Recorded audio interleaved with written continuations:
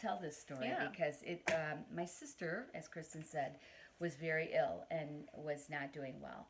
And I was at Mass, and after the Mass, a woman came up to me and said, "How is your sister? How is she doing?" And I just burst into tears. I was so full of grief. I could barely speak. I couldn't speak to her.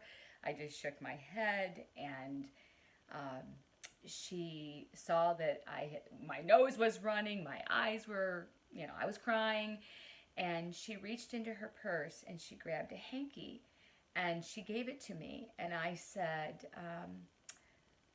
I will wash this and get this back to you. And she said, no, just keep it. Just keep it. I carried that hanky in my purse throughout my sister's entire illness and through her death and beyond for the first year or so, because it reminded me of someone who reached out to me in compassion and mercy and love. And now I send hankies. I find like antique hankies at garage sales and whatever. I wash them. Don't worry. But I have sent out quite a few hankies to people, and I'll send them inside one of our Spiritual Bouquet Cards, and I will tell them briefly the story. And I just want them to know that they too are being thought of and loved and cared about. But something as simple as a simple hanky inside of a simple card with some very simple prayers.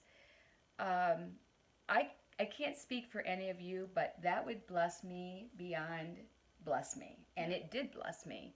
And I will never forget that. And I will never forget that woman. And she doesn't even really know. I need to call her and tell her what an impact that one act of kindness had on me. I really need to do that. Hold me accountable to that, Kristen. Well, another thing that you could pair these cards with, so we have the hanky. If you've ever seen the hand crosses, we'll put a picture in this video of the hand cross. Yeah.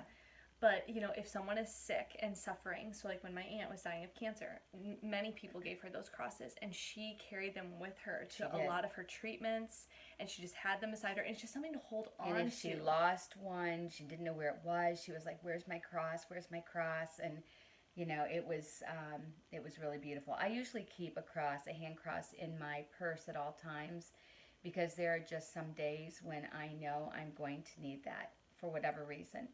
I also, it's grooved in such a way that you can really wrap your hands around it and really hold it in your hands. But I did have a friend who I gifted a hand cross to, and he said he was going to hold it at the end, kind of like a hammer, like, Satan be gone. So, however you want to use it, totally up to you.